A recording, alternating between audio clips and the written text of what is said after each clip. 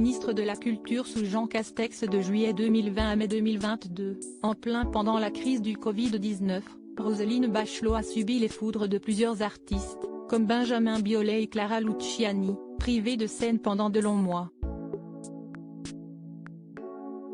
Elle se confie à ce sujet dans 682 jours le bal des hypocrites, sorti aux éditions Plomb ce jeudi 5 janvier.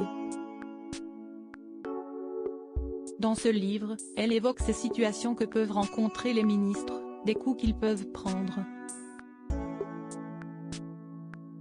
Le tout sans langue de bois. D'ailleurs, le titre annonce bien la couleur. Elle parle aussi d'argent, un paramètre qui bloque certains candidats à accepter de prendre la tête d'un ministère. Dans son interview au Parisien, ce jeudi, Roselyne Bachelot explique pourquoi les conditions salariales d'un ministre peuvent pousser certains à refuser une telle opportunité et à rester dans le privé. Tout simplement parce que le privé paie davantage. Ceux qui sont à la tête d'une grande structure privée ou même publique disent non, parce que les rémunérations ministérielles sont moins élevées. Le ministre de la Culture ne gagne pas le salaire du directeur de l'Opéra de Paris, a-t-elle expliqué. Un salaire à 8 000 € net par mois. Un ministre gagne 8 000 € net par mois, indique Roselyne Bachelot dans cette interview. Pour certains, ce ne semble-t-il pas assez.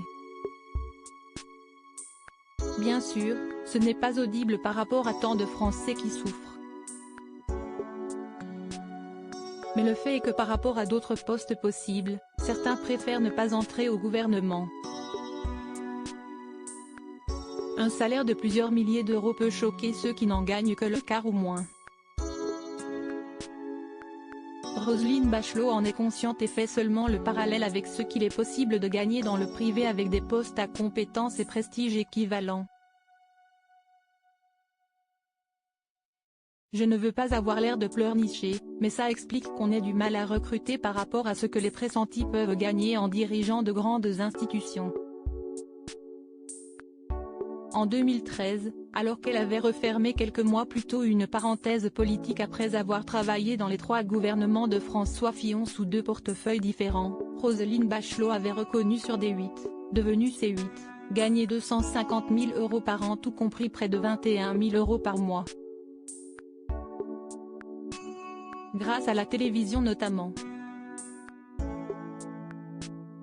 Mais cela ne l'a pas empêché d'embrasser à nouveau une carrière politique rémunérée plus de 2 fois moins. Je l'ai fait volontiers, a-t-elle assuré auprès du Parisien. Pour ses convictions et l'amour de la politique, probablement. Il faut dire qu'elle est tombée dedans très jeune. Le général de Gaulle m'a embrassé sur la joue quand j'avais 9 mois. Prédestiné. Article écrit en collaboration avec 6 médias Crédit Photo, Jérémy Meloul.